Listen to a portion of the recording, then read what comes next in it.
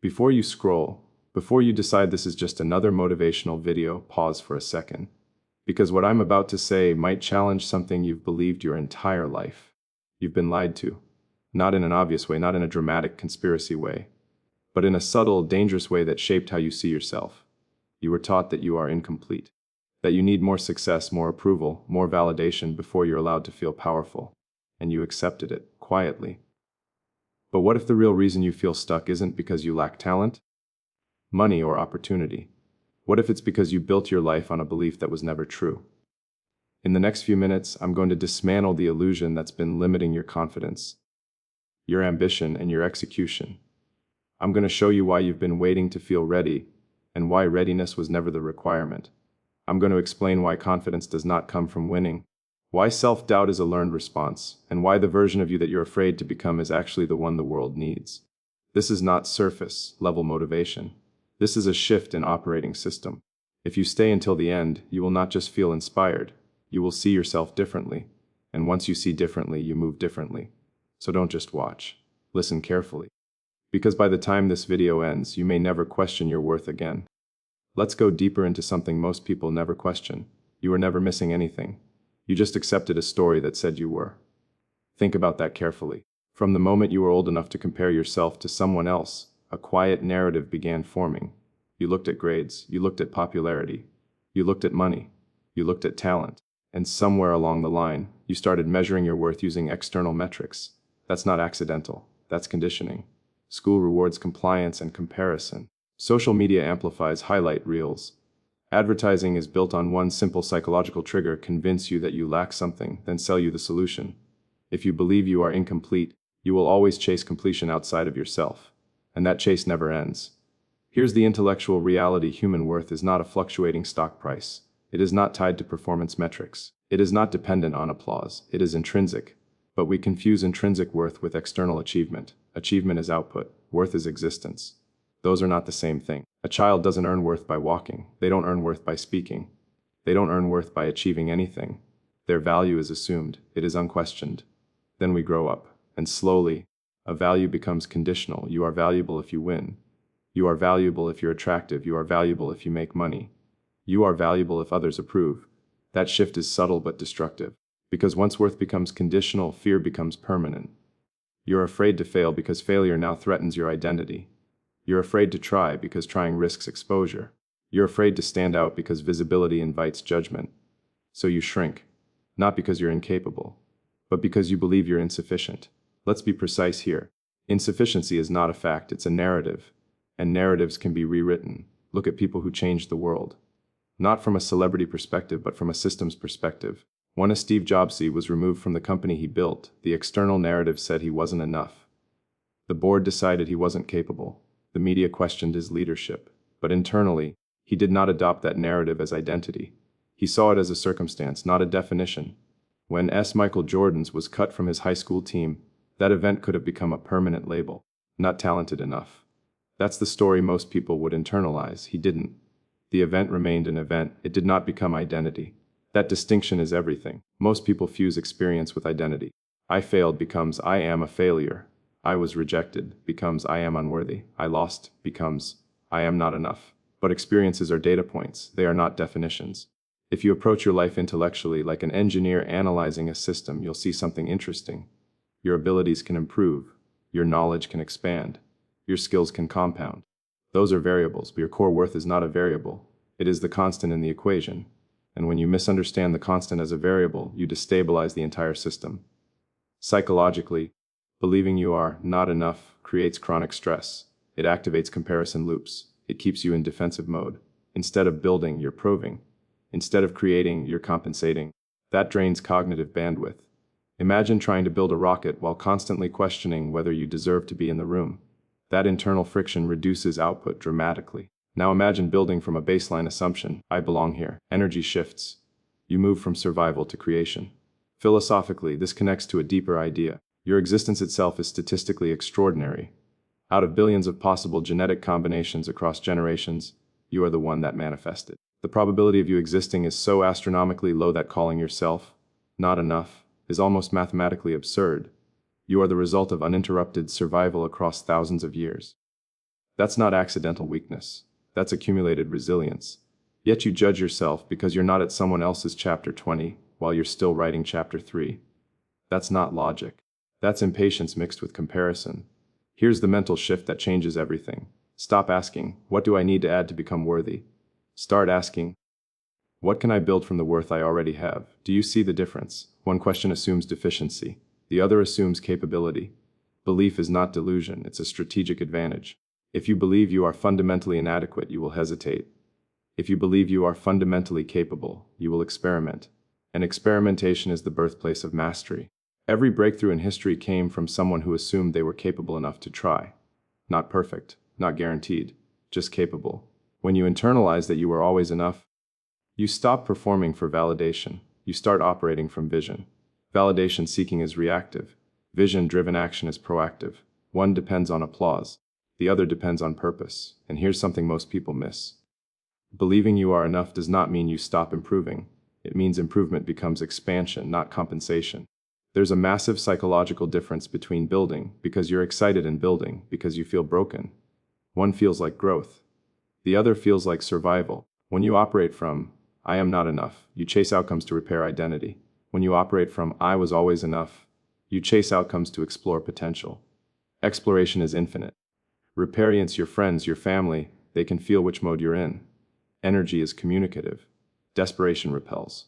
Conviction attracts. And conviction starts with a decision. Not a feeling, a decision. You decide that your worth is not up for debate. You decide that setbacks are data. You decide that comparison is irrelevant. You decide that existence is enough to justify effort. That decision restructures your internal architecture. You stop negotiating with self-doubt. You stop waiting for permission. You stop shrinking in rooms you fought to enter.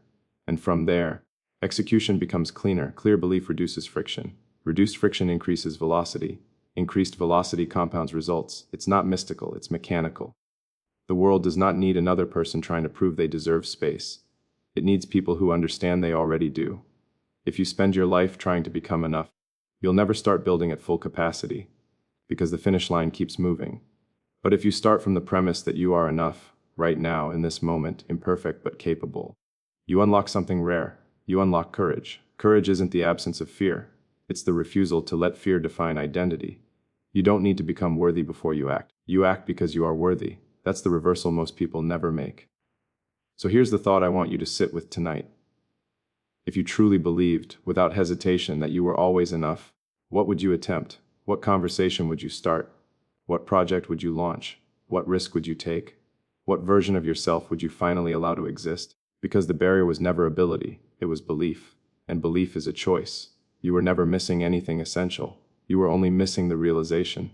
And once you see it, you can't unsee it. You were always enough. Now build from that truth. Let's dismantle one of the biggest illusions you've ever been taught. You were told that confidence comes after success.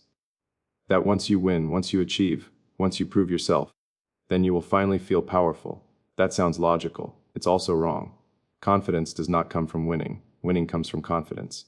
And if you don't understand that sequence, you will spend your entire life waiting to feel ready. Think about how most people approach their goals. They say, when I get better, I'll start. When I have more money, I'll build. When I feel confident, I'll speak. When I'm sure I won't fail, I'll try. But certainty is not a prerequisite for action. It's a byproduct of action. Psychologically, confidence is not an emotion. It is a decision to trust your ability to figure things out. That's it. It's not arrogance. It's not loudness. It's not ego. It's a quiet internal contract that says, even if this goes wrong, I will adapt. That mindset changes everything. Look at any high performer in history, not from a fan perspective, from a systems perspective. Before Michael Jordan won championships, before he became a global icon, he missed shots. A lot of them. He lost games. He was doubted. But he did not wait to feel invincible before taking the shot. He took the shot because he believed he was capable of growth through repetition. That belief created the skill. Before as Steve Jobs rebuilt his company and changed multiple industries, he was removed from the very organization he founded. Publicly, dramatically, most people would internalize that as proof of inadequacy. He treated it as feedback, not identity. Confidence allowed him to re-enter the arena. And here is the pattern. They did not act because they were guaranteed to win. They acted because they believed they could improve. That is a massive distinction. If your confidence depends on outcomes, you will only feel strong when things go well. The moment you fail, your identity collapses. That is fragile confidence. Real confidence is outcome independent. It says, I might fail, but failure does not reduce my worth. It increases my data. That mindset turns every attempt into progress. Now let's break this down intellectually. Your brain is prediction-based. It constantly anticipates future scenarios to minimize risk. When you consider taking a bold action, your brain simulates worst-case outcomes: rejection, embarrassment, loss, judgment. And if your self-worth is fragile, those simulations feel catastrophic, so you hesitate. But if your identity is stable, if you already understand you are always enough, then failure loses its power. It becomes an event, not a verdict. That's when confidence emerges. Confidence is not loud, it is stable. It's the ability to move despite uncertainty. Think about engineers building something unprecedented. They do not wait until the design is perfect to test it. They prototype, they iterate, they fail, they refine. That is how mastery works. Life operates the same way. You do not think your way into confidence. You act your way into it. But here's the paradox. You must have a baseline belief in yourself before you act. Even a spark that says, maybe I can. That spark is enough. Most people extinguish that spark with comparison. They look at someone 10 years ahead and conclude they are behind. But confidence does not require superiority. It requires ownership. Ownership of your starting point. Ownership of your progress. Ownership of your mistakes. When you own your trajectory, comparison becomes irrelevant. You are not competing with someone else's timeline. You are building your own system. And here's something critical. Waiting for confidence is a trap, because confidence grows through exposure. If you avoid difficult conversations, you become more anxious about them. If you avoid risks, you become more afraid of them. If you avoid visibility, you become more insecure about being seen. Avoidance reinforces fear. Action dissolves it. Every time you do something uncomfortable, your brain updates its internal model. It says, I survived, I adapted, I learned. That update becomes evidence. Evidence becomes belief. Belief becomes confidence. Momentum becomes results. Results reinforce belief. It's a loop. But the loop must be initiated by action before evidence exists. That is why so few people break through. But evidence only comes after effort. Now let's go deeper. Philosophically, confidence is a stance toward uncertainty. Life is inherently unpredictable. Markets shift. Relationships change. Technology evolves. You cannot eliminate uncertainty, but you can eliminate self-doubt. Self-doubt is the assumption that uncertainty will expose your inadequacy. Confidence is the assumption that uncertainty will reveal your potential. Same external conditions, different internal interpretation. When you shift interpretation, behavior changes. You stop asking, what if I fail? And start asking, what will I learn? That reframing reduces psychological resistance.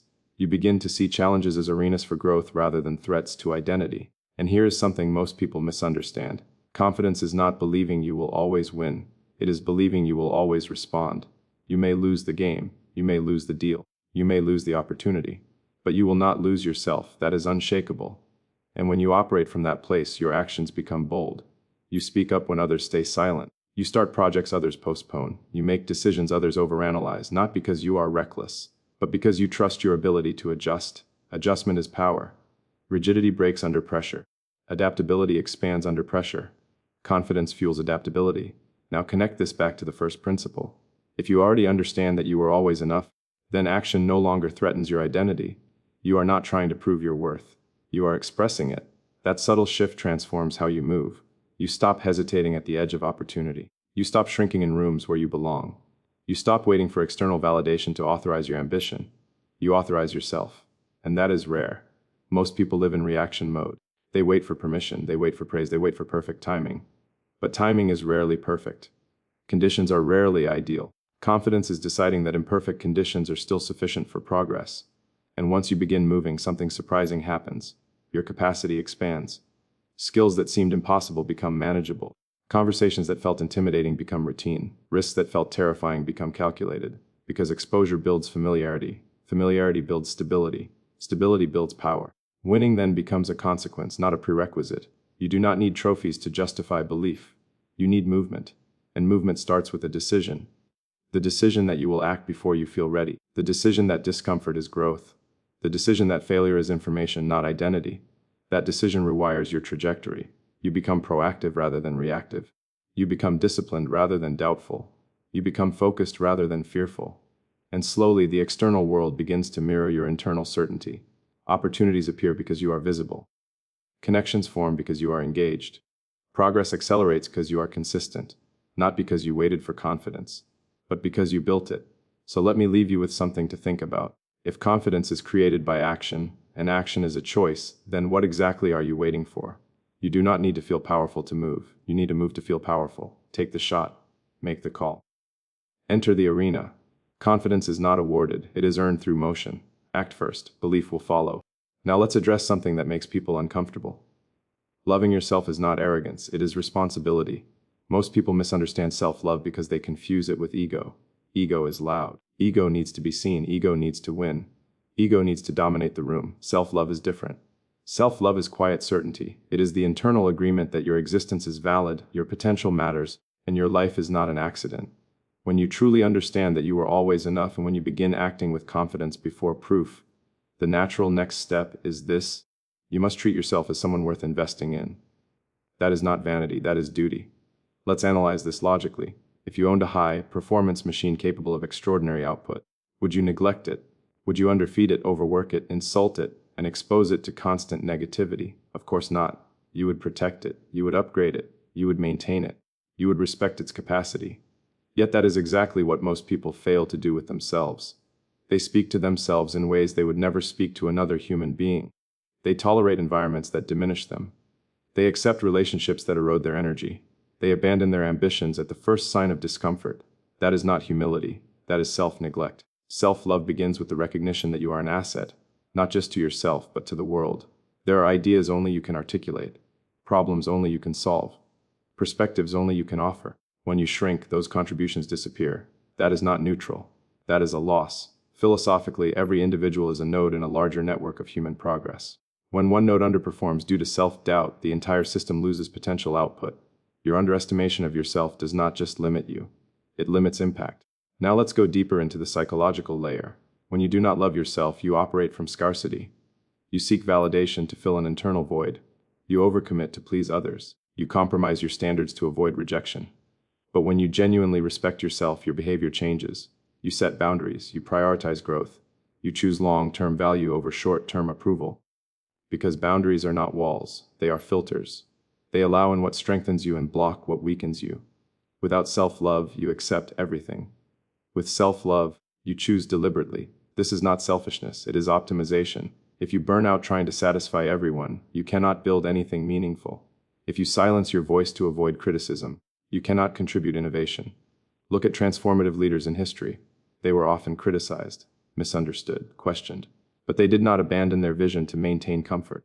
That required self-trust. Self-trust is a component of self-love. It is believing that your judgment, while imperfect, is capable of refinement. It is trusting that your curiosity, your ambition, your desire to build is not foolish but necessary. Consider someone like a Nelson Mandela. Decades of imprisonment could have destroyed his sense of identity. He could have internalized hatred or insignificance. Instead, he preserved dignity. That is a profound example of self-respect under extreme conditions. Or think about Malala Yousafzai. Facing violence did not silence her belief in her voice. She valued her mission enough to continue speaking. That is not ego. That is responsibility toward one's own potential. When you love yourself properly, you stop asking, "Do I deserve success?" and start asking, "Am I honoring my capability?" That question is transformative, because it reframes ambition as obligation. You are not trying to become better to impress others. You are trying to become better because you recognize unused potential is wasted potential, and waste is inefficient. Think about it in engineering terms. If a system has capacity but operates below its threshold because of internal resistance, the solution is not external praise. The solution is recalibration. Self-love recalibrates your baseline. It says, "I matter enough to invest in my growth." That investment might look like discipline. It might look like saying no. It might look like ending a toxic pattern. It might look like starting something terrifying. But it is always rooted in respect. Respect for your time. Respect for your energy. Respect for your future. Now let's connect this to playing small. When you do not love yourself, you shrink in rooms where you should contribute. You withhold ideas because you fear judgment. You downplay achievements because you fear being perceived as arrogant. But shrinking does not make you humble. And invisibility kills impact. The world does not benefit from your silence. It benefits from your execution. Execution requires courage. Courage requires belief. Belief requires self-love. Do you see how interconnected this is? You are always enough. Confidence comes before winning, and self-love is the mechanism that sustains both. Without self-love, without confidence, belief becomes theoretical. Without belief, action becomes hesitant. But when all three align, something powerful happens. You stop apologizing for ambition. You stop negotiating with mediocrity. You stop explaining your dreams to people who refuse to understand them. Not because you think you are superior, but because you understand you are responsible. Responsible for using your mind. Responsible for developing your skills. Responsible for contributing at your highest capacity.